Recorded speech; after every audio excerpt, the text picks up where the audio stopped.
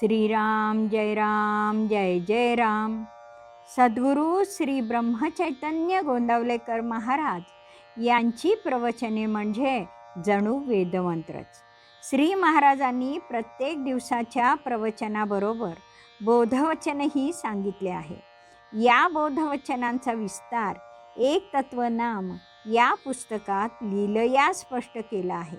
लेखक आहेत रामभक्त रम भ कुलकर्णी. या श्री रामनाम मंत्रित पुस्तकातील आजच्या बोधवचनाचे अभिवाचन मी डॉक्टर सौ शिल्पा कुलकर्णी तुम्हा सर्व भक्तांना सादर नमस्कार करून करीत आहे. आज दिनांक 27 ऑगस्ट. आजचे बोधवचन. इतर साधनांनी जे साधायचे ते नुसत्या अनुसंधानाने साधते, हाच या युगाचा महिमा आहे. श्रीराम. प्रपंचातून समाधान मिळावे म्हणून सर्वसामान्य मनुष्य बुद्धी चालवतो, परंतु भगवंत हाच समाधान रूप आहे. म्हणून समाधानासाठी भगवंताचा शोध घेतला पाहिजे. समाधान हे भगवंताप्रमाणेच स्वयंप्रकाशी आहे. बुद्धीने ज्ञान मिळवावे लागते, म्हणून ते स्वयंप्रकाशित नसल्याने ते समाधान देत नाही. शहाणा मनुष्य हा भगवंताचा शोध योगयाग, तीर्थयात्रा, मंत्रतंत्र, व्रत अनुष्ठान, पूजा पारायण इत्यादी देहानी करण्याच्या साधनांनी करू शकतो. ज्ञानयोग, कर्मयोग, ध्यानयोग, भक्तियोग अशाही अधिक प्रगत आणि शास्त्रशुद्ध मार्गाने जाणारे अनेक साधक आहेत. भगवंताचा शोध आपला आपणच घ्यायचा आहे. उद्धरेत आत्मना आत्मानं. आपला उद्धार दुसऱ्याच्या हातात नाही, ही आपकमाई आहे. इथे बापकमाईवर भगवंत प्राप्तीची चैन करता येणार नाही. भगवंताला पाहणे म्हणजे आपणच आपल्याला पाहणे होय. भगवंताचा शोध हा आपलाच शोध होय. स्वतः जीव हा भगवंताचाच अंश आहे. देहभावाने तो झाकला गेला आहे. मी देह आहे हे अज्ञान आहे. मी भगवंताचा अंश आहे हे ज्ञान आहे. अज्ञान गेले की ज्ञानाचा प्रत्यय येईल आणि अवीट समाधानाची प्राप्ती होईल. म्हणजे देहभाव किंवा मीपणा जाण्यासाठी साधन करायचे असते.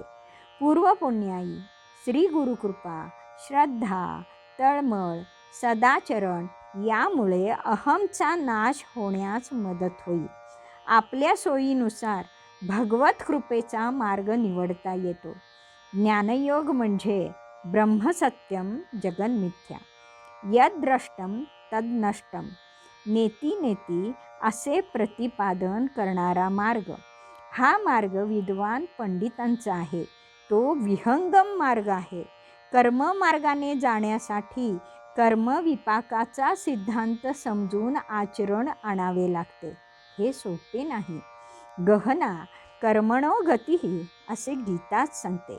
ध्यानयोगात पिंडाची रचना, कुंडलिनीची जागृती, आसनसिद्धी, मुद्रा, प्राणायाम, बंध, षटचक्रे, ध्यान, धारणा, समाधी हे सगळे ज्ञात हवे. स्थळकाळ, शुची, युक्ताहार विहार इत्यादी गोष्टींची अनुकूलता हवी.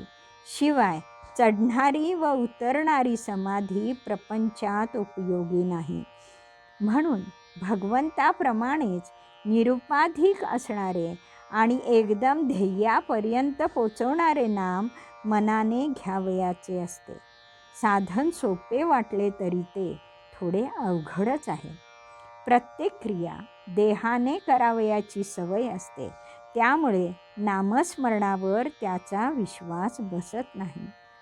तुका म्हणे साधन सुलभ गोमटे, परी उपतिष्ठे पूर्वपुण्य.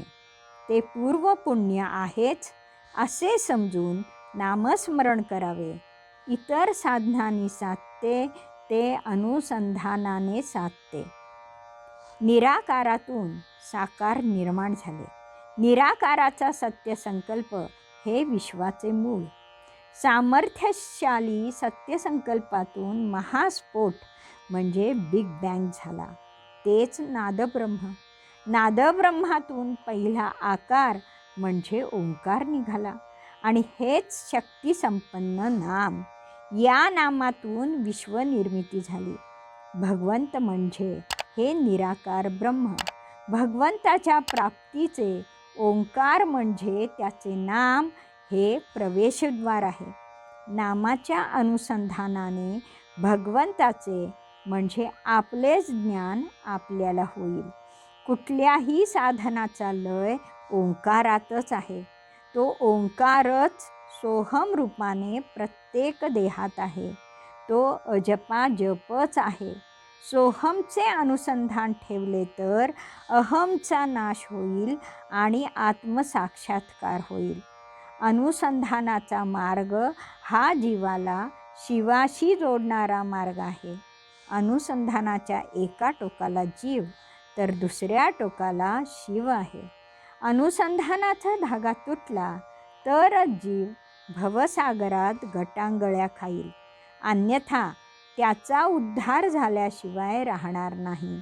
म्हणून इतर साधनांनी जे साधायचे ते नुसत्या अनुसंधानाने साधते.